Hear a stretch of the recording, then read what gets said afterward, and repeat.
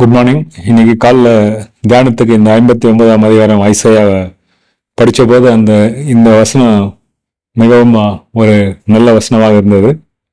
59 1ஆம் வசனம், இதோ ரட்சிக்க கூடாத படிக்கு கர்த்தருடைய கை குறுகி போகவும் இல்லை, கேட்கக்கூடாத படிக்கு அவருடைய செவி மந்தமாகவும் இல்லை.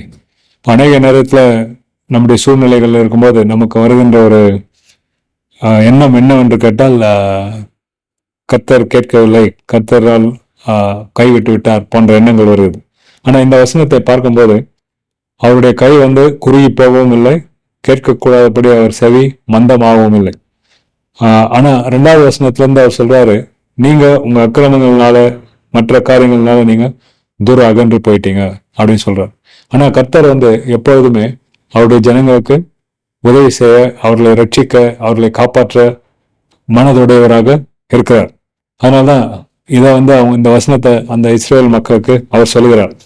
அதே போல்தான் நமக்கும் இன்ற அழைப்பு இருக்குது. எப்பொழுதுமே கர்த்தர் நம்மை காப்பாற்ற, நம்மை ரட்சிக்க, நம்மை உதவி செய்ய அவர் காத்து கொண்டு இருக்கிறவராக இருக்கிறார். அப்போ மத்தேயு 11ஆம் அதிகாரம் பார்க்கும்போது 28 to 30ஆம் வசனம் பார்த்தோம்னா, வருத்தப்பட்டு பாரம் சுமக்கிறவர்களே, நீங்கள் எல்லோரும் என்னிடத்தில் வாருங்கள், நான் உங்களுக்கு இளைப்பாறுதல் தருவேன். நான் சாந்தமும் மனத்தாழ்மையும் இருக்கிறேன். என் நுகத்தை உங்கள் மேல் ஏற்றுக்கொண்டு என்னிடத்தில் கற்றுக்கொள்ளுங்கள், அப்போது உங்கள் ஆத்துமாக்களுக்கு இளைப்பாறுதல் கிடைக்கும் சொல்றாரு. அப்ப தெளிவா அதுல சொல்றாரு. அப்ப நீங்க என்கிட்ட வந்தீங்கன்னா உங்களுக்கு இளைப்பாறுதல் இருக்குன்னு சொல்றாரு.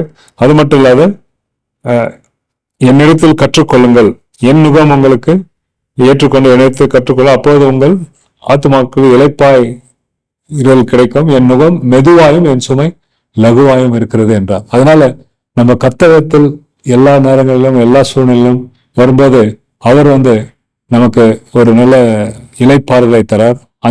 அது மட்டும் இல்லாத அந்த நுகம் மெதுவாயும் இருக்கும், சுமை லகுவாயும் இருக்கும். ஸோ அப்படிப்பட்ட ஒரு கர்த்தரோடு நெருங்கி வாழ்கின்ற ஒரு வாழ்க்கை நமக்கும் ஆசீர்வாதமாக இருக்கும். நன்றி.